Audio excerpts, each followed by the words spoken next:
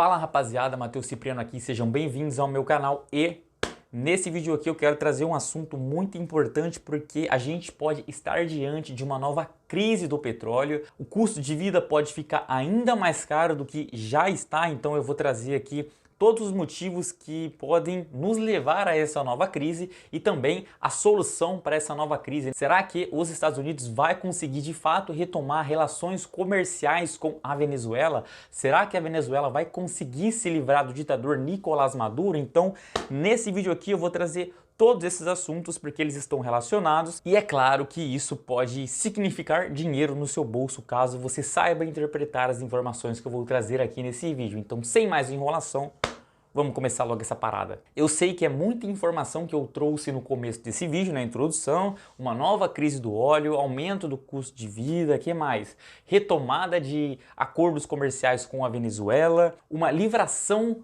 de Nicolás Maduro como um ditador da Venezuela. Então será que os venezuelanos terão este grande prazer de ver esse cara desaparecer da Venezuela como líder? Então a gente vai entender todos esses motivos, mas para isso a gente precisa voltar um pouco no passado e entender o que aconteceu em 1970 ou na década de 70, porque a década de 70 foi uma das décadas mais conturbadas para o mundo pós Segunda Guerra Mundial. Em 1971, eu já falei sobre isso em vários vídeos aqui do canal, teve a quebra do acordo de Bretton Woods, né? As moedas eram lastreadas em dólar e o dólar era lastreado em ouro, né? E aí alguns países começaram a desconfiar que existiam muito mais dólares em circulação do que ouro, né? Então os países foram buscar o seu ouro que estavam depositados no Banco Central dos Estados Unidos.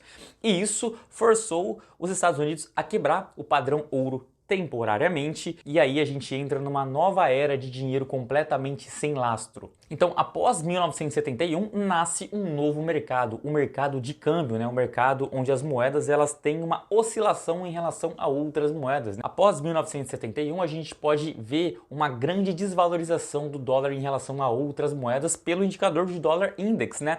O que é esse dólar index? Ele mede a força do dólar em relação às 6 principais moedas do mundo. Então, se o dólar index sobe, o dólar está se fortalecendo frente a essas outras moedas. Se ele cai, ele está se enfraquecendo em relação a essas moedas. E como a gente pode ver nessa imagem aqui, o dólar index ele caiu aproximadamente 32% entre os anos de 1971 e 1980.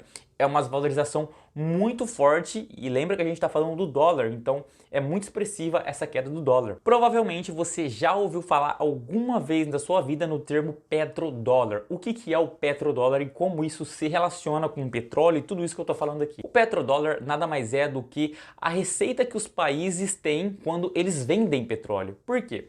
Porque precisa existir uma moeda onde as mercadorias globais são negociadas, né? E qual é essa moeda? Antigamente era a libra esterlina e quando os Estados Unidos tomou o posto de maior nação do mundo, passou a ser o dólar, né? Principalmente após a Segunda Guerra Mundial com a criação do acordo de Bretton Woods. As coisas passaram a ser negociadas em dólar. Então o petrodólar nada mais é do que o recebimento de dólares pela venda de petróleo. E como eu falei para vocês que o dólar index ele caiu 32%, pós-rompimento do acordo de Bretton Woods, a gente já começa a entender que a receita dos países que produzem petróleo ela vai diminuindo, porque a moeda que o petróleo é cotada está se desvalorizando.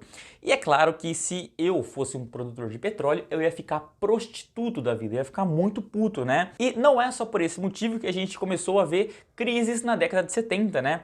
Teve um outro motivo muito importante que eu acho que foi o estopim para tudo isso começar, que foi uma guerra entre Egito e Síria como aliados atacando Israel. E os Estados Unidos vendo tudo isso, né?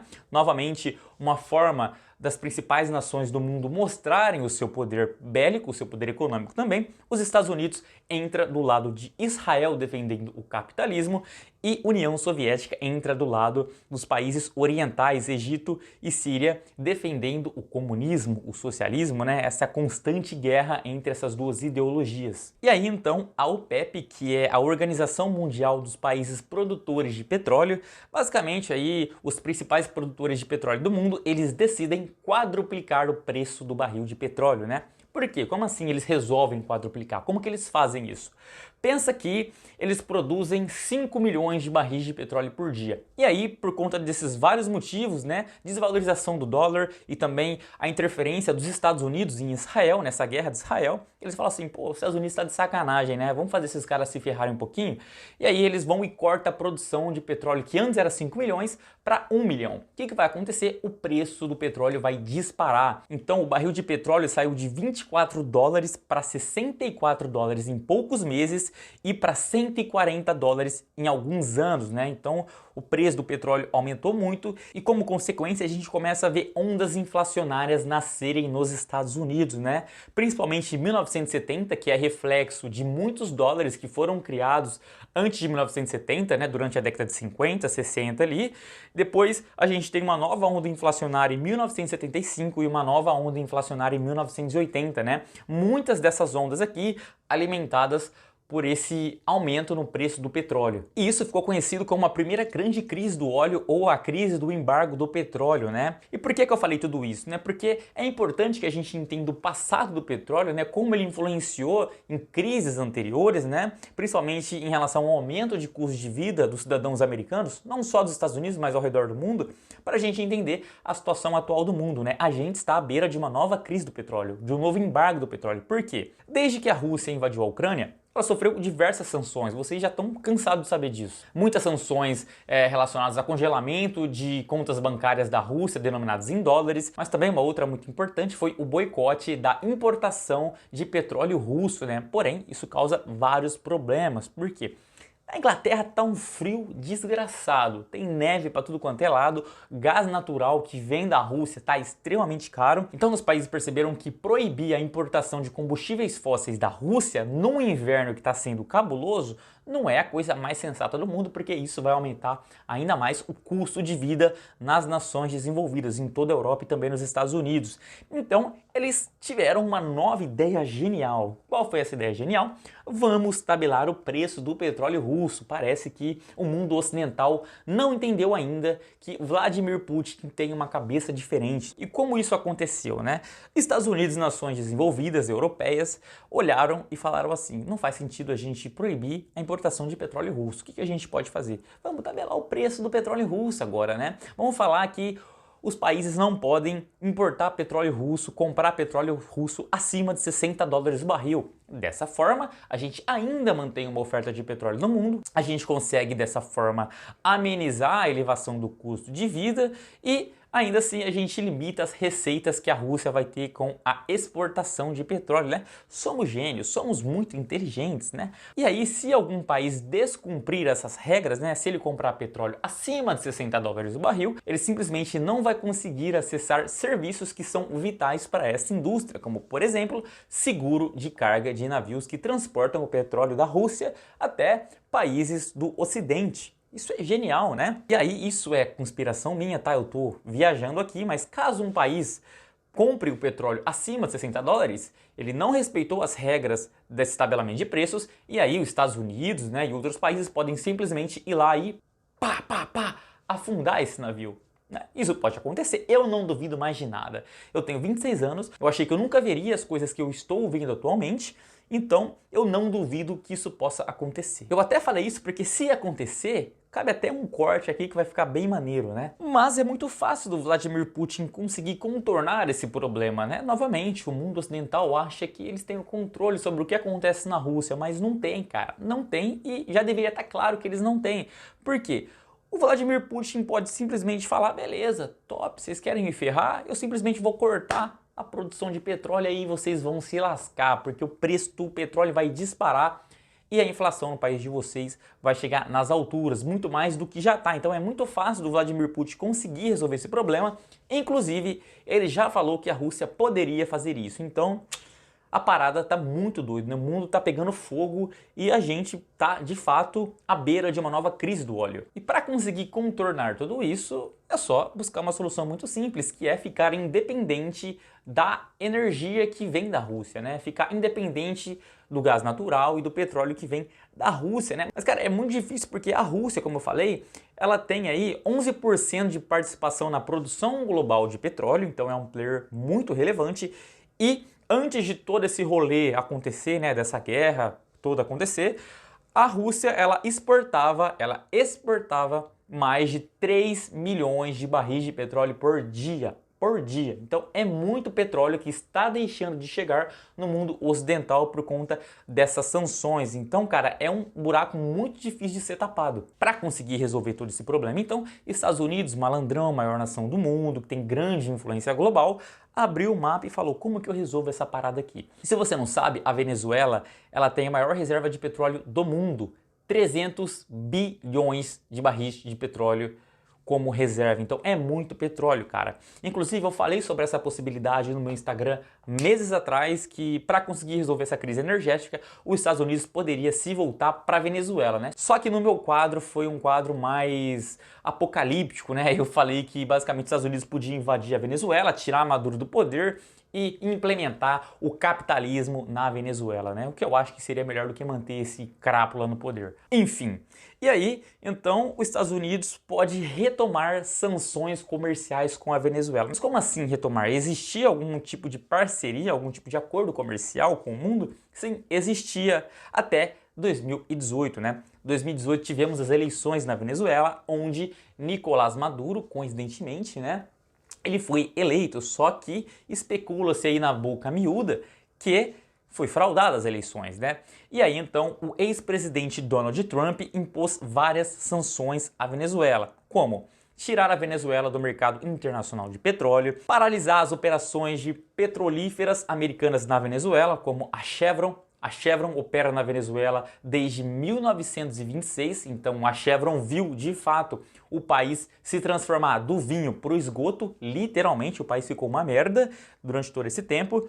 Também congelamento de bilhões de dólares que a Venezuela tinha em contas internacionais por conta do sistema ali de petrodólares que eu falei para vocês. E também, isso aqui eu achei muito engraçado, cara, um prêmio de 15 milhões de dólares para quem conseguisse prender Nicolás Maduro. Então a gente vê que o Trump não curte muito ele, né? Porém, hoje uma situação completamente diferente, uma crise energética batendo aí praticamente no mundo todo, chegando de voadora na cara de todo mundo, um presidente diferente nos Estados Unidos também.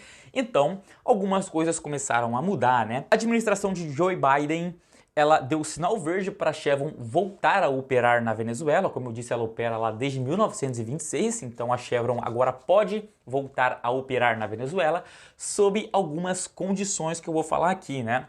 Se você não sabe, a Chevron ela tem 5 operações na Venezuela, né, através de joint venture com o governo estatal de lá, né, a Petróleos de Venezuela, que é a empresa estatal que produz, que extrai petróleo na Venezuela, onde essas empresas elas possuem a capacidade de extração de 200 mil barris de petróleo por dia, né? Então, se a Chevron voltar a operar na Venezuela de fato, pode chegar a um nível de produção de 200 mil barris de petróleo por dia, né? Que é praticamente, cara, você tentar apagar um incêndio numa floresta com um balde de água, né? Por quê?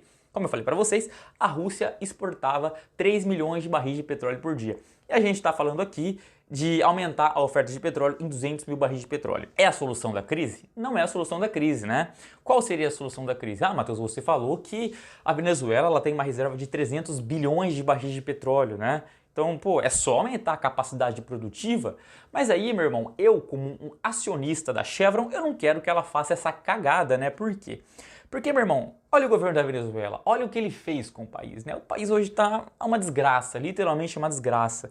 Então, eu como acionista não quero que a empresa invista dinheiro lá, porque, cara, o risco, o país, ele é muito grande. Simplesmente, do dia para a noite, Nicolás Maduro fala: eu não quero mais interferência do capitalismo americano aqui no meu país, porque eu mando nessa parada aqui, cara. Eu mando nessa parada, então vou nacionalizar todas essas empresas da Chevron. Isso pode acontecer. Tolo é quem acredita que isso não vai acontecer. Porque uma das condições para que a Chevron opere na Venezuela e também para que a administração Biden continue a retirar as sanções que foram impostas para a Venezuela seria que Nicolás Maduro estivesse disposto a conversar, a dar prosseguimento nas conversas com o seu opositor, né? Para que no ano de 2024 tenham eleições livres com ali a participação de observadores internacionais para evitar a fraude. Então, será que Nicolás Maduro vai ceder a essa pressão dos Estados Unidos? Eu acho muito improvável. Inclusive, o próprio CEO da Chevron disse que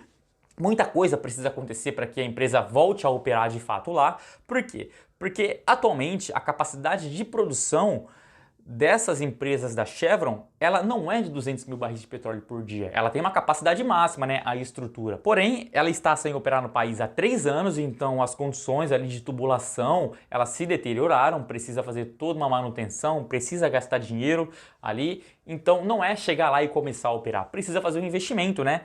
E como que eu, acionista da Chevron, vou me sentir confortável sabendo que existe o risco do Nicolás Maduro não aceitar as condições dos Estados Unidos, o que eu acho bem provável de acontecer. Então a Chevron está esperando algumas coisas acontecerem para de fato voltar a trabalhar na Venezuela, né? Além disso, também a Venezuela ela não vai receber um mísero centavo das operações da Chevron no país. Por quê? Porque atualmente a estatal de petróleo venezuelana, ela possui uma dívida com a Chevron via essas joint ventures aqui de aproximadamente 3 bilhões de dólares em dívida e em dividendos, né, que deixou de ser pago para a Chevron.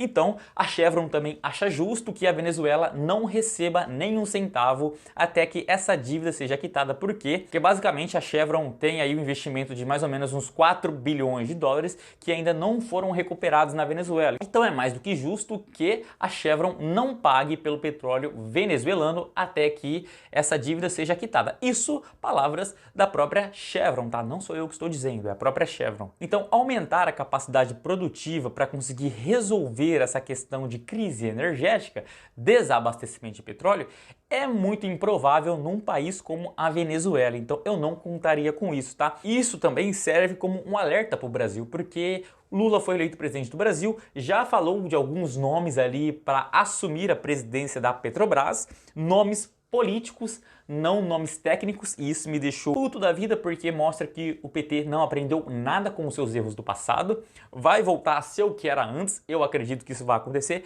Infelizmente, corrupção vai bater na porta do Brasil se as coisas começarem a ir para esse caminho. Por que que eu falo isso? Porque isso mostra como o Estado ele é ineficiente na administração de empresas. Por que que o Estado não deve ter participação em empresas? Por que que o Estado não deve interferir nas empresas? Porque, cara, a Venezuela, 20 anos atrás, ela tinha capacidade de produzir 3 milhões de barris de petróleo por dia. 3 milhões por dia. Atualmente, esse número está em 600 mil barris de petróleo. Uma queda de 80%. Então, cara, se você acha que o Estado é eficiente em administrar empresas, você não entendeu, você esqueceu tudo que aconteceu com o Brasil, com os escândalos da Lava Jato, e também você não consegue olhar para os exemplos mais escancarados que existem aí, inclusive ao lado do Brasil, que é a Venezuela. Então, o Estado ele é completamente ineficiente na administração de empresas. E qual é o resumo da ópera, então? Eu acredito que estamos diante de uma nova crise do petróleo, talvez um novo embargo do petróleo. Eu falei para vocês que é muito fácil do Putin resolver toda essa situação, basta ele resolver cortar a produção de petróleo, isso vai impactar muito o custo de vida em diversos países, piorar ainda mais a situação. E é claro que você precisa agora juntar tudo isso que eu falei aqui e construir uma estratégia de investimentos que possibilite você ganhar dinheiro com isso, né? Porque é importante que a gente faça movimentos para se proteger do que está acontecendo no mundo, né? Então, cabe a você construir esse raciocínio. Eu tenho o meu, mas eu acredito que não faz sentido eu falar aqui para vocês nesse vídeo, porque senão vai ficar um vídeo muito longo. Eu quero pedir novamente aquele singelo pedido para você curtir esse vídeo, se inscrever no canal, vamos atingir essa meta de monetização aqui, conto com você para isso. Eu sou Matheus Cipriano, muito obrigado por ter assistido esse vídeo até aqui, tamo junto, valeu e até mais.